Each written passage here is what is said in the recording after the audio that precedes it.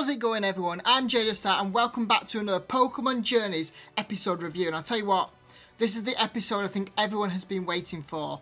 Ash versus Steven. But before we begin, I just want to say a big thank you to everyone that has been checking out these videos. These videos are doing really well. To say that I've been gone for 2 years and coming back, and these episodes, some of them are hitting hundreds of views, some of them are getting close to that. But also on top of that, the channel has just hit 100,000 views as well, which means my videos have been watched 100,000 times, which is completely insane to think about. But yeah, big thank you to all of you. But now that's out of the way, here we go to Ash versus Steven. And of course, like usual, we do a little recap of the Iris vs Cynthia fight, which I thought was absolutely incredible. I mean, I gave it a 10 out of 10, so if you haven't watched that, make sure you do. You can see my thumbnail on the screen, so go to the channel and find it. There you go. But here we go, Ash vs Steven. As you saw last time, they walked out onto the field. Ash has got all three. He's got a Dynamax band, he's got a Z move band, and he's got his Mega Stone. So I'm interested to see which one he's going to use in this battle.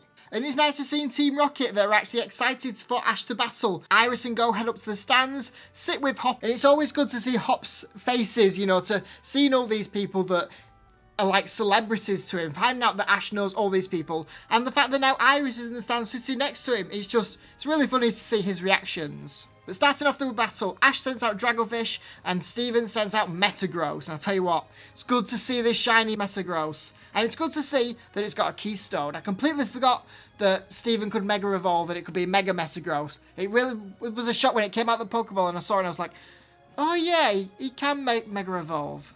Oh yeah.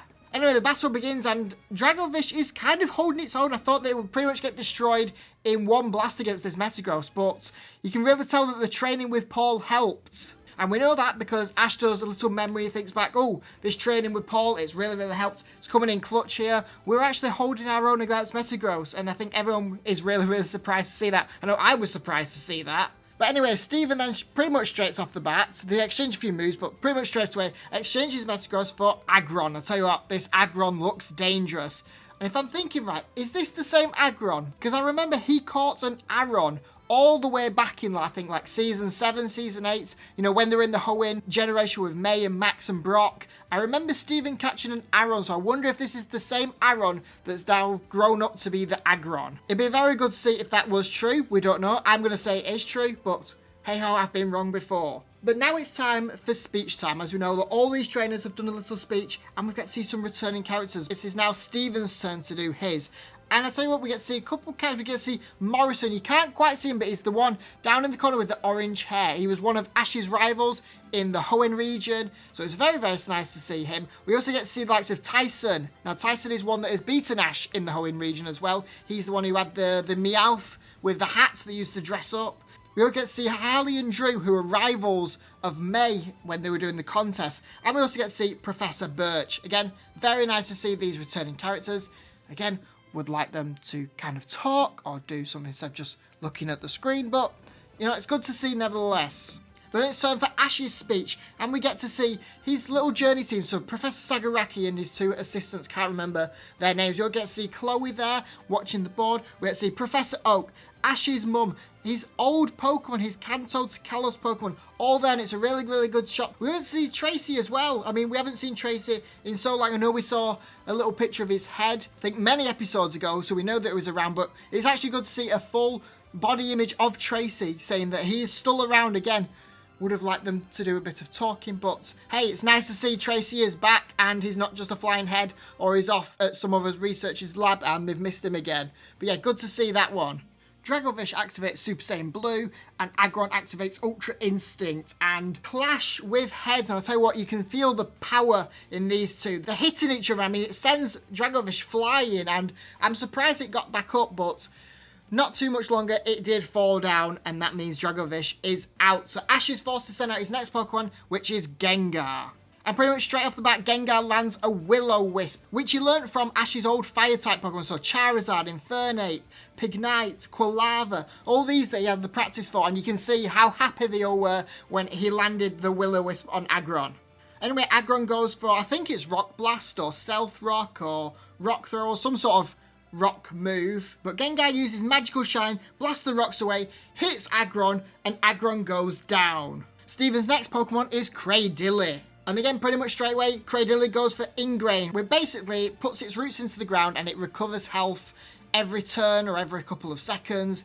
Pretty OP move, because no matter if a Pokemon hits it with damage, it's just going to recover that health almost back to full strength again. And can we just talk about how scary this Cradily looks? I mean, it's grabbing hold of Gengar, it's not letting go, it's willing to take it down with it. I mean, yeah, you can really tell that it's really tense, you know, especially the scene where he grabs hold of Gengar and you can see Ash is getting worried. And there's a scene in this where I think Cradily goes for, I think it's like Solar Beam or Hyper Beam or some sort of big blast beam, while Gengar tries to throw it off with Magical Shine. I mean, the animation for it was pretty good. Seeing these two MILFs building up and up and up and then just colliding and sending dust everywhere. It was really good to see this kind of moves and powerful attacking moves.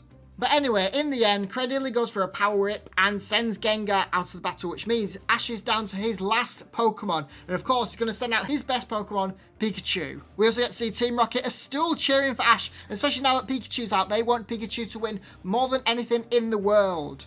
Pikachu uses Quick Attack, heads towards Cradily, jumps in the air, Cradily uses Power Whip, tries to grab hold of Pikachu, although Pikachu, very smartly, especially with Ash, sends Electro Web down, holds on to the Power Whip, then Pikachu heads forward with Iron Tail, hits Cradily in the face, sending Cradily out, which means we are now down to our last Pokemon. Ash is using his Pikachu, Steven is now forced to use his last Pokemon, his ace, Metagross.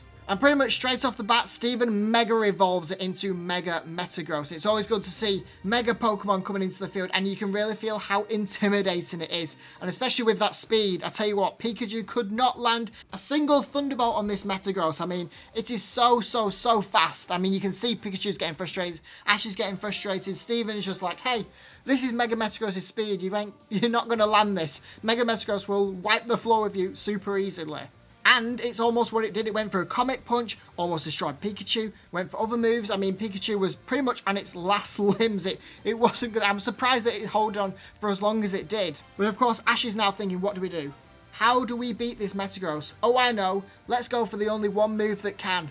The Z move. Ash throws his hat into the air, Pikachu catches it, and the Z move begins. And I'll tell you what, the music that was in the background to this, if you haven't seen this little clip, go on Twitter or on YouTube or anywhere and try and listen to it. But it's actually the instrumental of Season 1, the opening, which is very nice. I don't think we've heard this before, but yeah. Props to Pokemon for putting that in. Anyway, Mega Metagross tries to dodge a Z move, but Pikachu is able to control the electricity and sends it towards Metagross no matter what, and hits Metagross to the ground. Pikachu goes for an Iron Tail to slash at Metagross, beating it. Which means Ash is the winner of the battle. It means he's going through to the semi-finals. So we now have our semi-finals on the board. We've got Leon versus Diantha and Cynthia versus Ash. Steven congratulates Ash on the win. They head outside out of the stadium and we see Alan, Iris and Steven all wishing Ash for luck against Cynthia, because I'll tell you what, he will definitely need it. And that is where the episode ends. So what are my thoughts on this episode? I'll tell you what, I really enjoyed this episode. I think maybe even more than last episode. I really liked the Cynthia and Iris episode, but I thought this one was actually really good as well. The battle was exciting. Cradily looked scary. You felt Pikachu when it was getting hit around. You felt sad for it because it looked like it was getting hurt and there was no way they were going to win. And one thing I really did like was the moves, how when they collided it felt like there was a big impact and they weren't just hitting each other and then fizzling out. It was a big impact and kicking up dust everywhere, and it was really good to see them. The animation was really good. There was a couple shots here and there which I saw and I was like, hey, that was really good when Ash, I think, sends his arm forward and tells one of his Pokemon to do something. Or when Pikachu uses Quick Attack and heads up the field. There's a couple scenes here and there which were really good animation. Music, again, the instrumental for Season 1 in the background when it was the Z move. Again, good choice of music there. Another good choice of the music was when Metagross was Mega Evolving into Mega Metagross.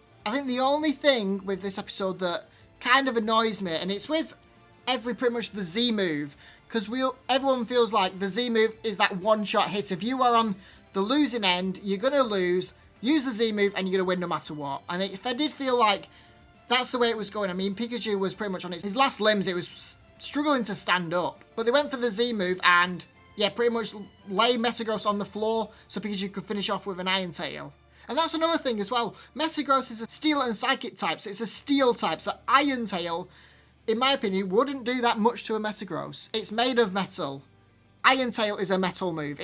I'm probably just complaining here, but that's the way I would see it. An iron move shouldn't do damage to an iron Pokemon. But hey, I'm not bothered because it was great animation when it happened. So the rating I'm going to give this episode is, once again, a 10 out of 10. With the recommendation to definitely watch it. It was a fantastic episode. And again, they're only going to get better. But I think that's where I'm going to end this episode off. Now, I know next week, and I would think the week after, are Chloe and Eevee episodes. So I don't think I'll be covering them, especially since next episode I think is going to be a recap of everything that's happened with Chloe and Eevee.